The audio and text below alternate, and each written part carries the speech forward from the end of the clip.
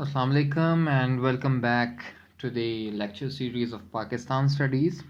Today is the fifth lecture of the series, and the lecture is about East India Company and the War of 1857. Let's just have a short recap of the previous lectures. In previous lectures, we discussed the ancient medieval period of India. In ancient India, we discussed and we talked about the Indus Valley civilization, and in Indus Valley civilization, we tried to study its political and cultural and system of Indus Valley civilization. And then we came to the medieval India. And medieval India, we tried to understand the Muslim Empire. And in Muslim Empire, we had an overview of the arrival of Muslims, that is of Muhammad bin Qasim and then Mahmud of Ghazna, and then the establishment of Delhi Sultanate, and in the end we talked about the Mughal Empire.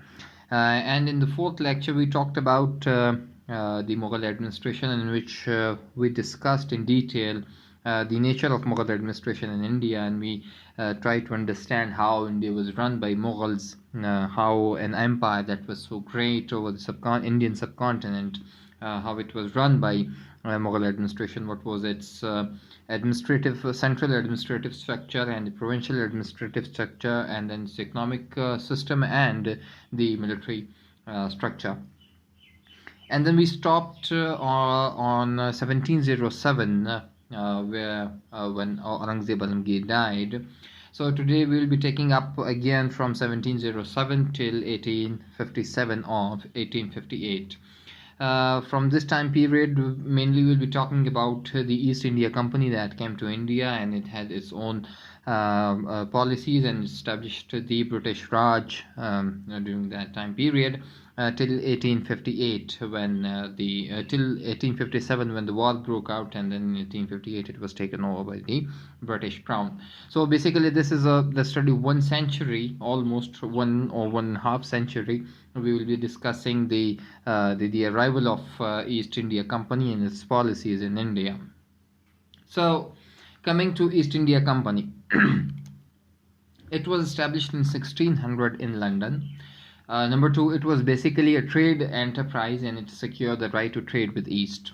Number 3, spices from Indonesia, tea from China was imported. Number 4, it started trade with India in 1639. So this is basically an introduction to the East India Company, where it was established in 1600 in London. It was the main central office was there, and it gained the charter from the Queen of England at that time, and it mainly imported spices and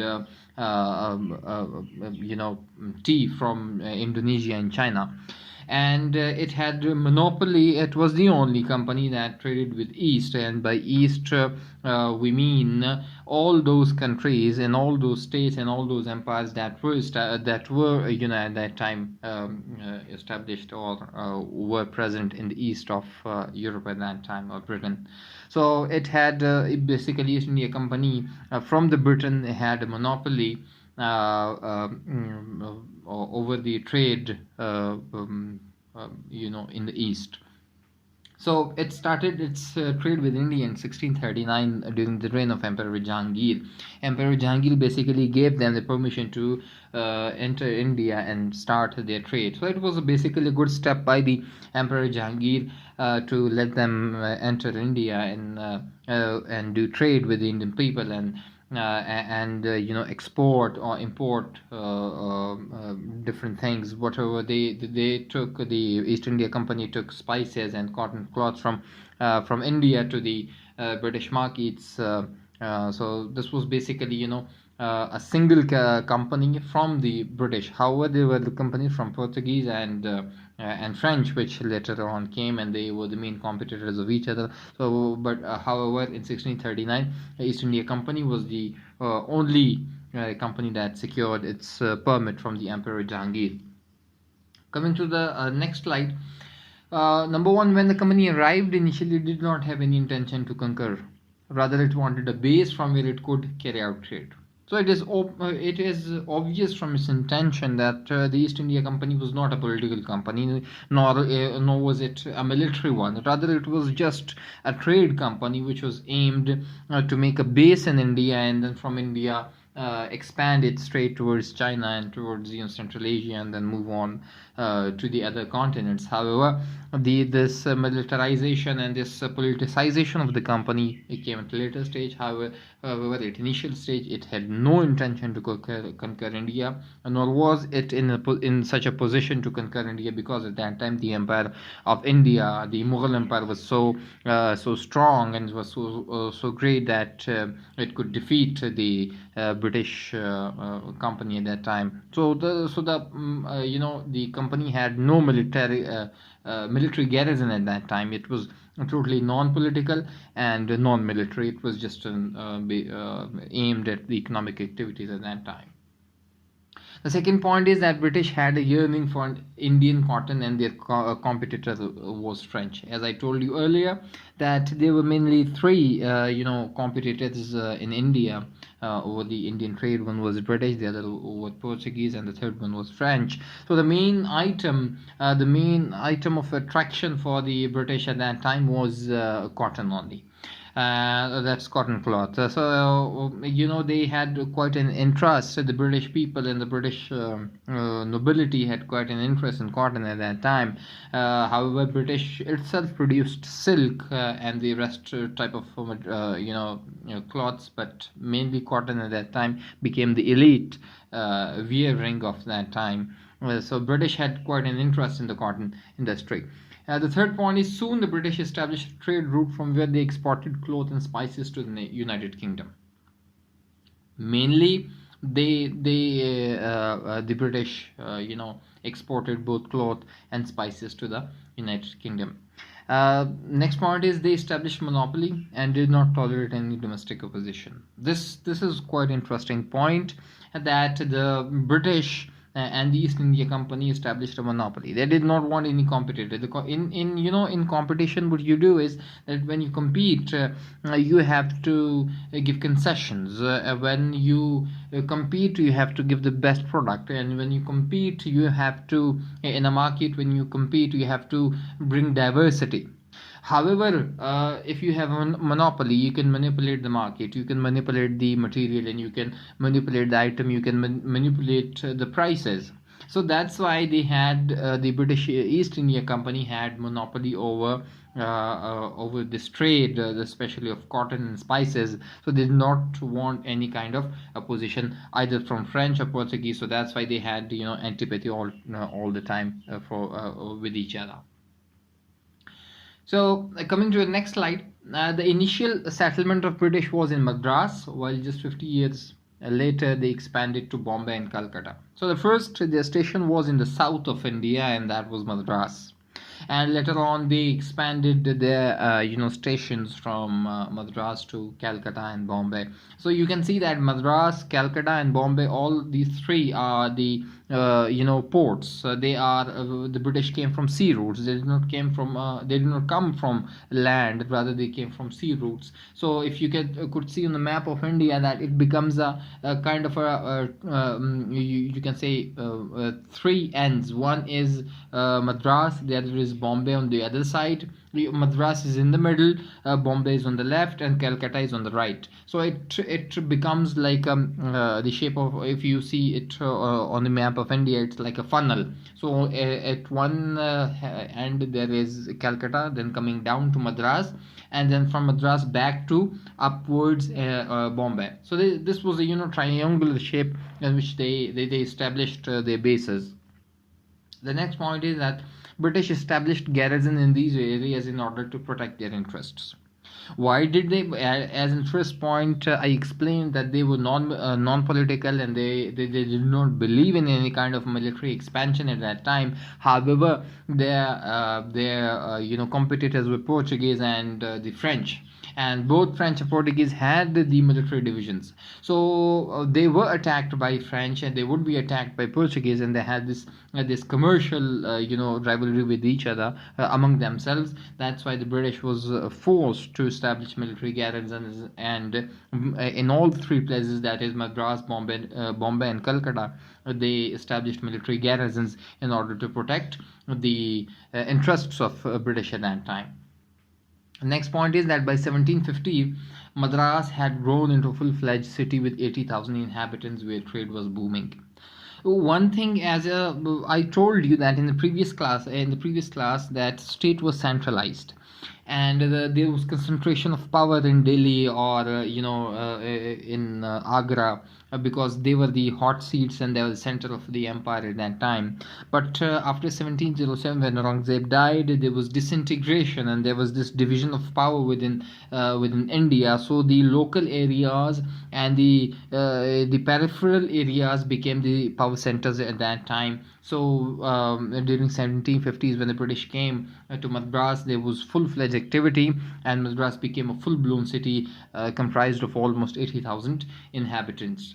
In next point is that by 1700 AD, there were 22 trading posts across India, from which the East India Company conducted trade. Now you can see that within 100 years, the East India Company expanded so much that it had 22 posts. So at that time, if you consider if you keep that space and time in your mind, of 1700, and then those areas in India, that was quite a primitive time. If not a primitive time, it was an old time, where there were lack of communications, where there was lack of technology, and where there was lack of swift communication. Yet within 100 years, the British East India Company expanded so much that it established 22 posts throughout the India. So this is a kind of a symbol where you can see that how the British East India Company expanded enormously at that period of time. The last point of this slide is that initially East India Company paid a good amount of money as tax to the Mughal Empire, and they would try to draw the trade concessions from the Mughal emperors. One consistent objective of the East India Company remained at that time was that they always drew trade concessions. Their main objective was to draw trade concessions and to reduce the tax. There are many incidents and there are many stories about that when there was confrontation when there was an interaction between the East India Company representative and the Mughal emperor, the East India Company representative would all the time ask for trade concessions and tax exemptions. So this was the main purpose, or this was the main objective of the East India Company, to reduce their costs, and their cost could be reduced only by one way, and that is that their tax should be reduced, and that their trade concessions should be given. What do we mean by trade concessions? That they should be less tax, there should be less impediments, there should be swift to and fro movement within India of the British East India Company cargo. So the main purpose initially of East India Company was to draw basically trade concessions from the Mughal emperor, which they quite often did. Coming to the next slide is that after the death of Aurangzeb in 1707, the Mughal Empire disintegrated and it got weakened. It's a very phenomenal event in 1707 when Mughal Emperor Aurangzeb Alamgir died. He almost ruled for 9 years. That's a very long period of time, and he was quite old when he died. So he left his sons, his princes, who continued almost for so many years, for almost 8 years, that they battled for the throne. So when there are different princes and they battle and they fight for a throne, this basically weakens the central authority, and when the central authority is weakened, this authority is then devolved into the peripheries and into the different units and different provinces. And when this authority is devolved into the different provinces, so obviously the governors and the at that time of Nawabs and the influential persons at that time, they get power. And when they get power, so it means that the process of disintegration of the Mughal Empire began.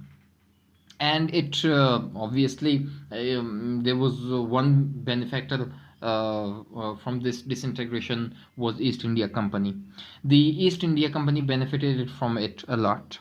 as the next point says, that as a result for the specific amount, the East India Company was given the permission of free trade in Bengal. It was the best gift ever received by the East India Company. Why were they given this permission of free trade? Why? The only reason was that the rulers of Bengal, when they revolted against revolted against the center, they needed money and they needed support. They needed arms and ammunitions, which they took from the East India Company, and as a result, the East India Company asked for free trade, which was granted to them. So this was the best gift which the East India Company received from the Mughal, from the emperors in Bengal, was that they could freely trade without any tax. So this was something very phenomenal for the East India Company. Next point is that for supporting one ruler or the other, the East India Company was given the right to hold lands and collect revenue, or even mint their coins. This gave a sovereign status to the company within 20 years. So from 1707 to 1737, this is 1727 or 1730. This is almost a period of 20 and 23 years, and within these 23 years, the East India Company had established itself strongly in the Bengal region. They were given, because the Mughal at that time the governors did not have any money to pay the British East India Company. Therefore they gave them land grants.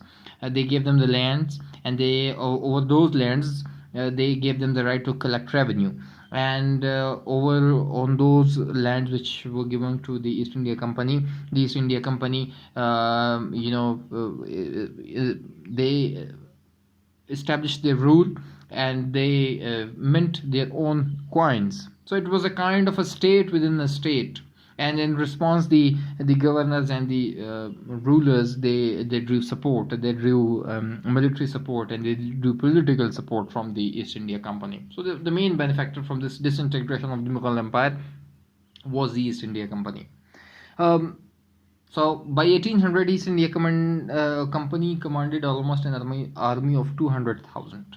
So you can see that how this transformation from a non-political and non-military trading company to a military organization, that the East India Company commanded, it was just a trading company, and this company had almost 200,000 military soldiers. It had 200,000 personnel who were in arms, who was the standing army of the East India Company. Next point is that back in Britain, the company was run by the board of directors. A company, a private company, it's a private enterprise, so the government had no interference in it. It could not be run by the British government. However, through Parliament, the government regulated this company, yet it was run by the board of governors. So it means that few members of the board of governors were the rulers of India back at that time. Initially, when the British came to India, in the next point it says that Britons made local connections. Some got married and made their living in India. So these are the initial time periods. That's almost 1700, 1650, 1700, and even 1730s. Till 1730s, where the British made their local connections with local people. They adopted the local traditions. They started to wear the type of local clothes. They started to give the impression. They started to give the attire that they had been amalgamated in the local culture. They had been amalgamated in the local society. So these were the initial time periods in which they, there is a very beautiful book written by the name of White Mughals. So these White Mughals are referred to those British officers and those British people who came to India, and they adopted the culture of India at that time. They wear the clothes. They try to dress like the Mughals, and they try to behave like the Mughals, who were the absolute rulers and who were the symbol of absolutism. So they try to copy them in that way. So this was the initial time period in which Britons made connections with the local Indians. Coming to the next slide is that the extravagant life and wealth made the British arrogant, and they started living lavish lifestyle. Obviously, it's a very common phenomenon if a human being, or it's a human nature, that if someone finds so much wealth at that time period, you know, obviously he or she will start an extravagant life, and the lifestyle will be quite lavish. So this was, the same was the case with the British people, that when they got they got such wealth, and they got such authority, when they confiscated so much land, so they got great wealth. And using and taking that wealth, they started lavish lives, and they started extravagant lives. So what is important here in this scenario is that this wealth, this extravagant style, and this lavish lifestyle made them aloof from the common people. Obviously, when social status is so uplifted, and when there is great money, you have so many servants, you have great villas, you have great palaces, you have great lands, you have great revenue, you have thousands of soldiers at your disposal, and you have great ammunitions, you have the power to show. So obviously the Goras and the white people, they would they would act as different from the local people. And when they act as different from the local people, obviously they will be separated from the common folk. So when they are separated from the common folk, so there will be a gap, and there will be a space between the rulers and the ruled. So this was a time period when the British got wealthy, and when the British got this great amount of wealth from India, so they started living a lavish lifestyle within India. So what was the result of this lavish lifestyle is that this lifestyle distanced them from the locals. Obviously this phenomenon is going to happen if a person or a community is living such lavishly. The common people who are poor, who do not have access to basic needs, who do not have access to food, shelter, or even clothing. So there will be a great difference of understanding, there will be great difference of local status and social status, in every kind, in every respect. They would be different. So that's why there will be a gap, there will be a kind of lack of understanding between each other. So the British, and first when they came, they intermingled with the locals. They got married in the local people, but later on, when they got such wealth, they started distancing from the local people.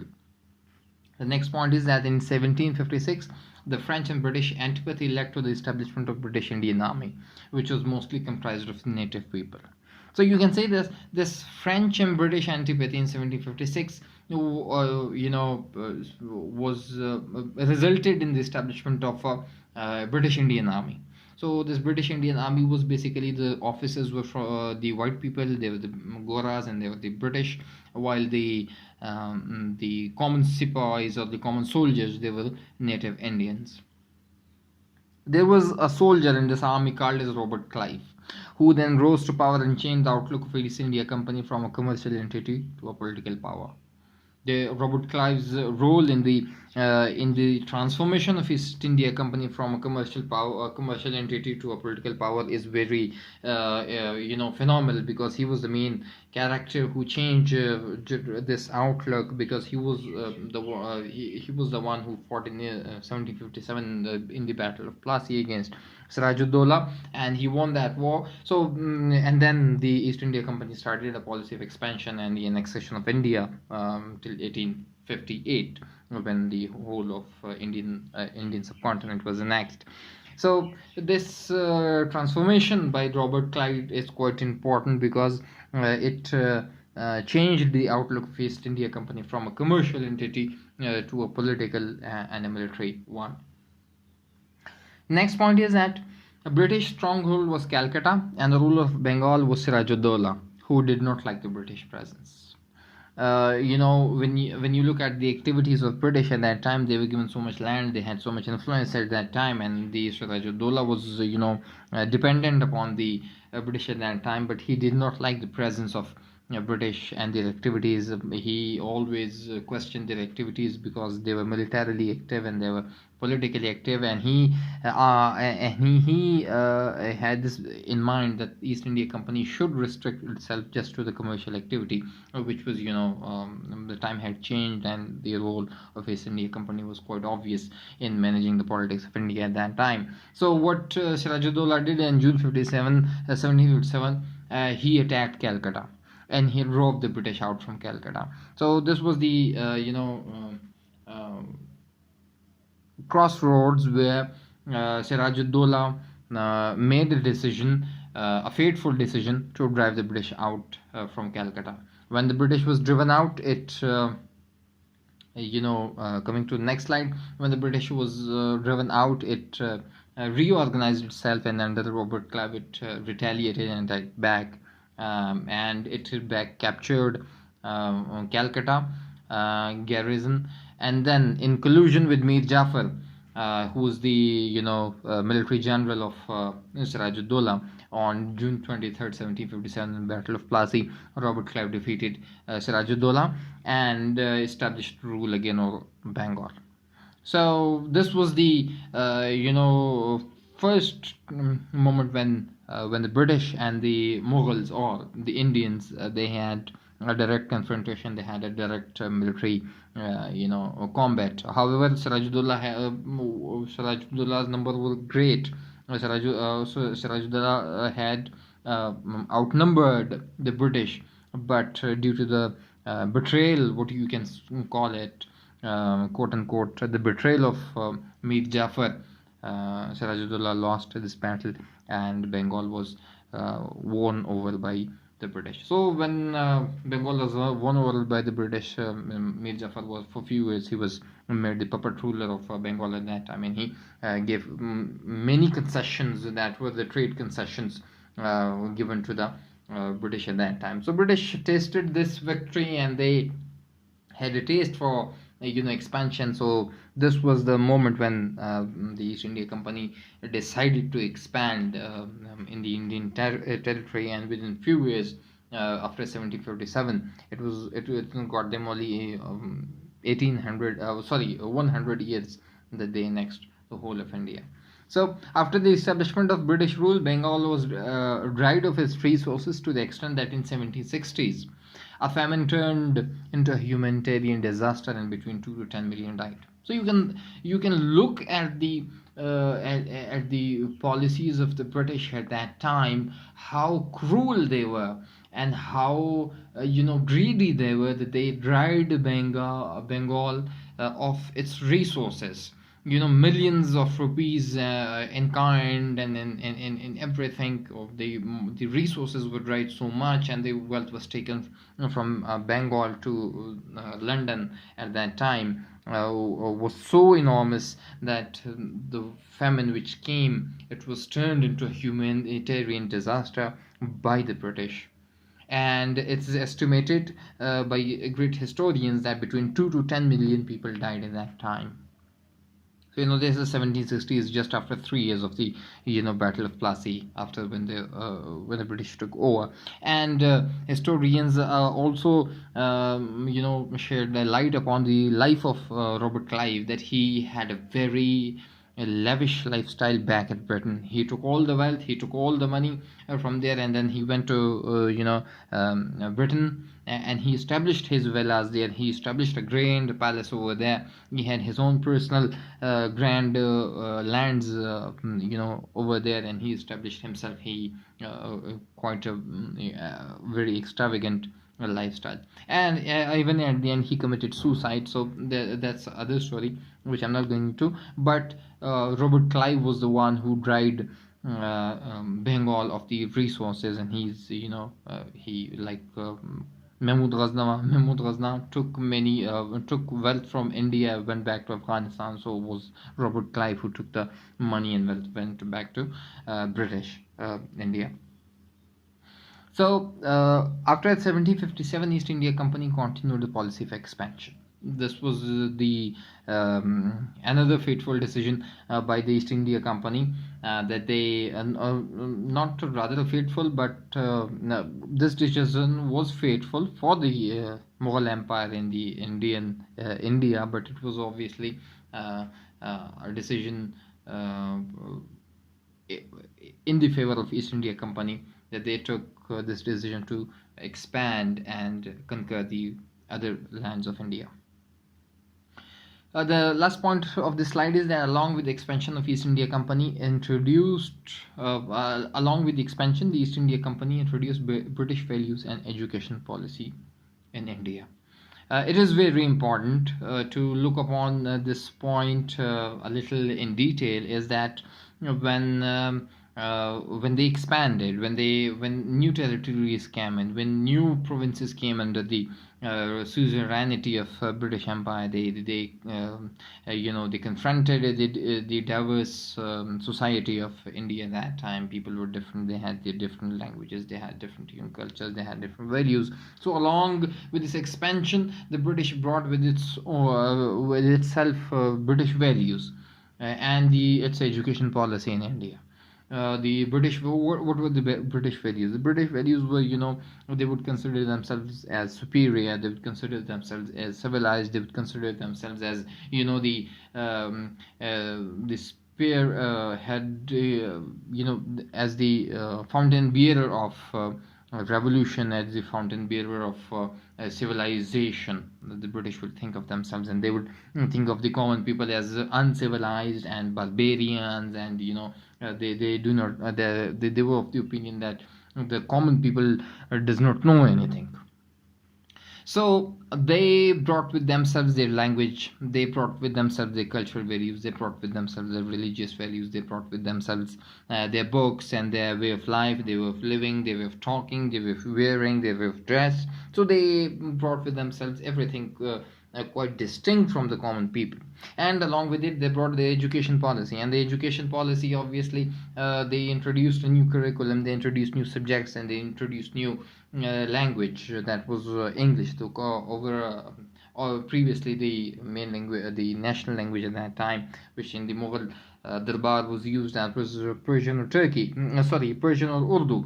And the common people in India, they used their native languages, whether it was Hindi, Urdu, and their the native languages of their own places. But the British, when they came, they brought with themselves English. And Lord Macaulay, who designed the educational policy of India, was that to train the British youth and train the Indian youth and train the Indian people in such a way that they may be useful for the British Empire. So this education policy and these education values then contributed in a way that it made a different class. It made a different, kind of an elite class with which the British interacted later on during its span of time. We will come to that point later, but it is important to note at this time that when the British came, they brought with themselves their values and their education policy, which later greatly and deeply affected the Indian society, and it has affected the both Indian society of India and Pakistan till today, that we still have those values, and we still have reverence for the European values and European things. People still do believe in the British values. We'll come to that later. Coming to the next slide, they also introduced the civil service. The civil service, it's quite interesting that when the British East India Company established itself in India, it conquered many lands and expanded. So it needed clerical staff, thousands of members, clerical staff. They needed. There was an acute need for the paperwork. There was an acute need for the office clerical work. So they needed clerical staff, and they inducted thousands of common people, local people in their company, where they were paid a monthly basis, and they that clerical section was established. In addition to that, the British also needed British officers, British elite officers who would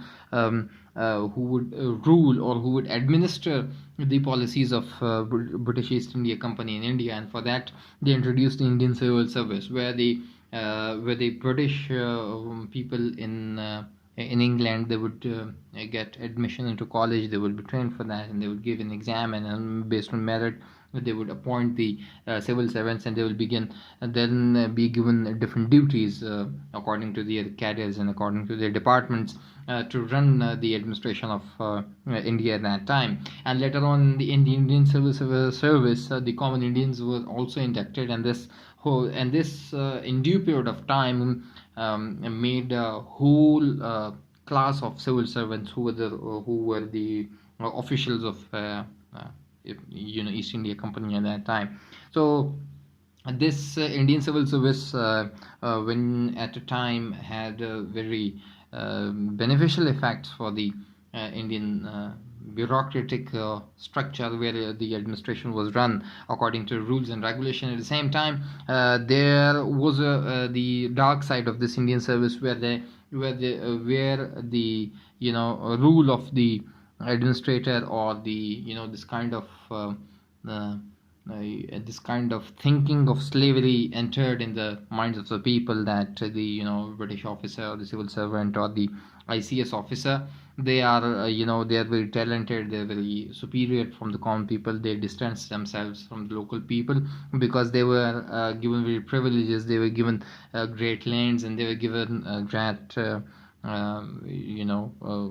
great money, and they had great power at that time. So this power, money, and status separated them from the common people, and common people would have this thing in mind, that they are superiors, and they had to bow before them, and they had to live like as slaves before them. So this Indian Civil Service, at a time where it affected the administration of India positively, it also contributed the negative points to that. Coming to the next point is that the Christian missionaries also arrived in India. This raised alarm. Obviously, when the British came, they were Christians. So the East India Company had, as a company, it did not indulge in any religious affairs of whether they were of the Indians or the Muslims or the Christians. They were not in favor of any kind of religious activity. However, the people in there was a great there was lobbying within the United Kingdom at that time, who voiced for the British Christian missionaries that they should be sent to India, where they would convert people to Christianity. And those missionaries came to India. When they came to India, they started preaching, and they started converting both Hindus and Muslims to Christianity, and especially they targeted the lower classes of both Hindus and Muslims. So this raised alarm at that time, that both Muslims and Hindus had showed concern over this thing, that the people would be along with the political and economic slavery, the people are converted now into and the religion, that is Christianity. So this raised alarm, and this conversion to religion then affected that became one of the causes of the Indian revolt, that is of 1857, to which we will come later. So the East India, next point is that the East India Company was concerned with the Hindu tradition of sati. This caused trouble among the Hindu circles. Sati is a tradition where in Hindu tradition it is a kind of a ritual in which if husband dies, his wife burns herself alive. So this tradition is considered quite holy in Hinduism. So when the British saw this tradition, when they came to know about this tradition, they thought of it as very primitive and it's very inhuman act of the. So they banned this sati. This caused great alarm, quite great trouble among the Hindu circles. The next point is, in addition to it, the Indian subjects got aloof from the rulers as they were treated as inferiors, and this kind of racism increased the gap from the local people. When the British adopted extravagant lifestyle, when they thought of themselves as superiors, when they thought of themselves as the civilized people, when they thought of themselves as the great reformers and the harbingers of reformation and scientific revolution, or whatever you may call that. This brought an this was accompanied by some kind of arrogance, and that arrogance made them the rulers, or the rajas of India at that time. So this made a very a serious kind of this brought a serious kind of crack in the relations of both the British and the common people. So the common people no longer believed that they had a kind of workable relationship with the British superiors or British officers. So the British thought of the common people as inferior, as that they should be treated as badly, and the common people thought of their superiors as they were, they thought of themselves as the rajas.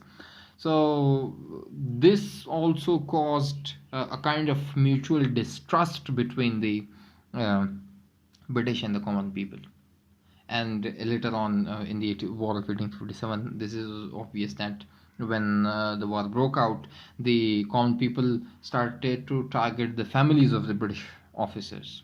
This was one of the reasons that there was mutual hatred, and there was this mutual distrust among the British and the common people, that their families and the common people were targeted. So coming to the next point is that furthermore, British had made an Indian elite class. They had adopted the British values and their culture, and they often communicated with them only, ignoring the large sea of masses. As we discussed earlier, when the British came, they brought with themselves their values, they brought with themselves their education policies, they brought with themselves their institutions, and so on and so forth. So when they came, they had to interact with the Indian people, whether they were the lords, whether they were khans, whether they were bahadurs. Such kind of titles were conferred upon a few people, and these Khan Bahadurs, these Nawabs, these Sardars, and this kind of people, when they interacted with the British, this resulted in the production of a total new class, and that class was the elite class. And the elite class only communicated with the British. The British only communicated with that elite class, and that elite class, was some kind of you can say interlocutor between the common people and the British. So there was a absence of direct communication between the common people and the British rulers. This also gave a kind of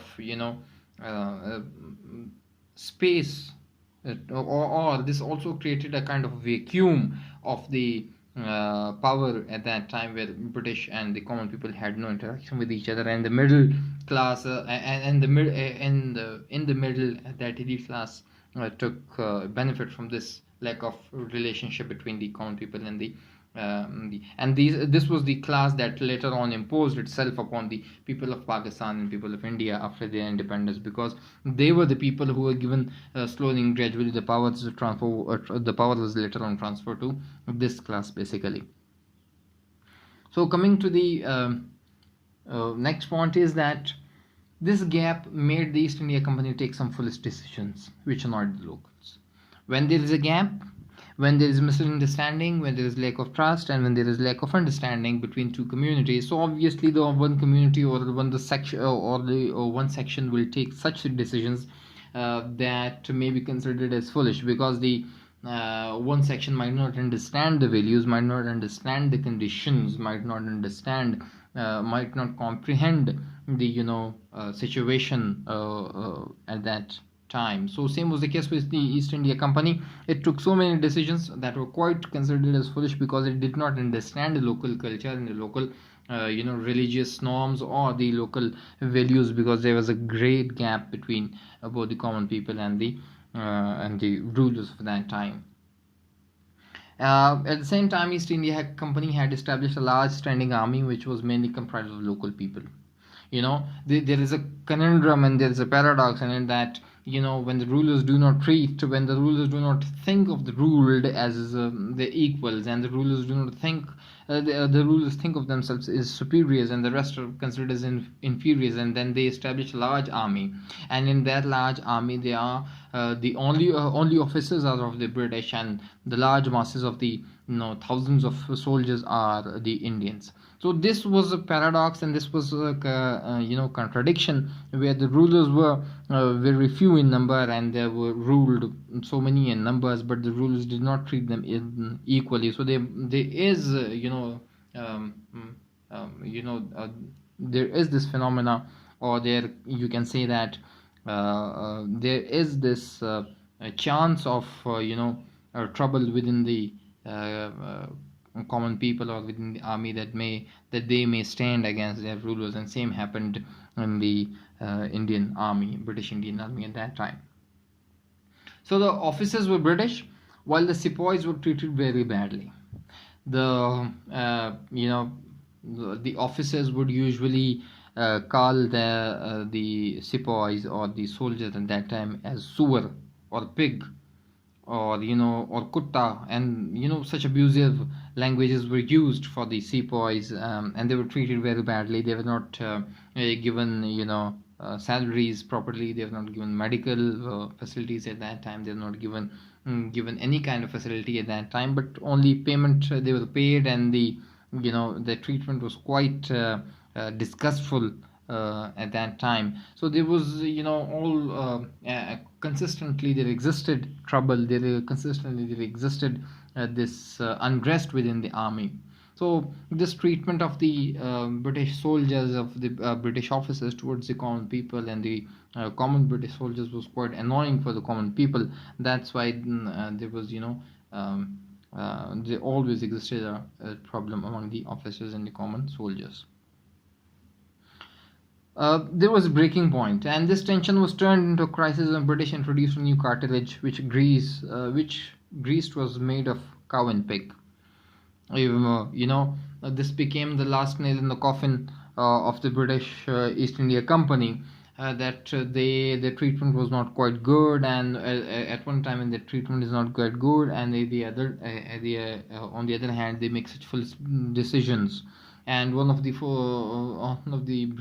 turning point was that they introduced a new cartilage, which was to be chewed in your mouth, and it's after chewing, then it was used in the rifle. So its grease was said to be made of made of cow and pig, as cow was sacred for Hindus, it was their goddess, and pig was taboo, and pig was forbidden in Islam. So this basically this issue of cartilage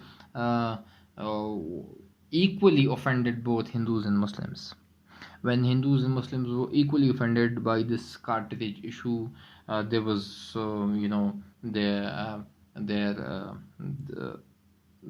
they were done with the British. So this was a breaking point when the army rebelled against the East India Company in 1857. In Meerut, Mangal Pandey was the first person who stood against the British army, and he fired it at the British officers, out of whom a few were injured, and then he was taken into custody and then later on hanged. So this was the first point when Mangal Pandey stood against the British officers and British Empire, and then this sparked within this was a spark, and it engulfed the whole of Indian army at that time, and within North India and within South India, especially in Bengal, the whole army rebelled against the British officers. So this war then came to be known as the War of Independence by the British, and it was a great rebellion it was termed as a great rebellion by the British narrative. The army attacked the British soldiers and their families. Many were killed. This was for the first time. It is termed as the People's War. There was a tradition that whenever there was a war, the war was always between the armies at that time.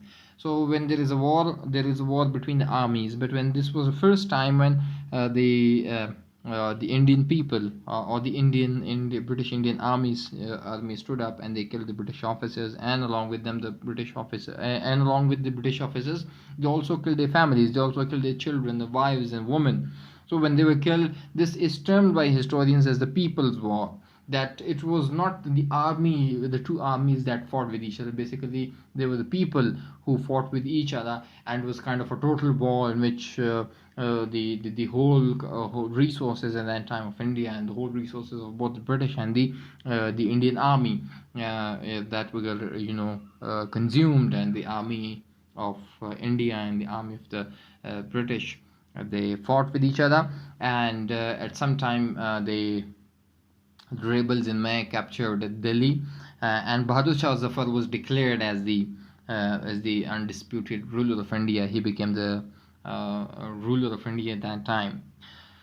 However, when after May, when the rule was established, many areas were captured by the rebels. British retaliated, and in 1856, the army contingent came from Crimea, and it got supply from the different areas, and then when it retaliated back, slowly and gradually the rebels were defeated, and the control was taken back. So when this war was over, the war basically ended in 1859. It took almost two years to control the whole of India, but in 1858, on 1st November, the British Empire decided, the British Crown basically decided that East India Company had failed. It had gone bankrupt. The East India Company had lost the confidence. So that's why the rule of India was taken over by the British Crown on 1st November 1858. So this was the basically story of East India Company, that how it came, how was it established in 1600, and then how it came to India, and what were those policies, and what were those factors that made them so successful, and that made them quite effective during the conquest of India, and during the that they conquered India so fastly and so effectively. They were not defeated. However, they faced one resistance from Tipu Sultan and Hyder Ali. However, in 1799 they were also killed, and Sringapatnam, the era of Tipu Sultan, that was taken over in 1799. So this is a kind of a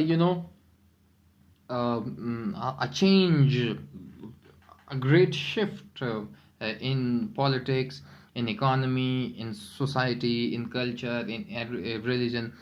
Each and every aspect of India then changed after coming the British, because British did not come in isolation. They came here, they established their rule, they brought a new system with themselves, they brought new developments with themselves, they brought new values with themselves.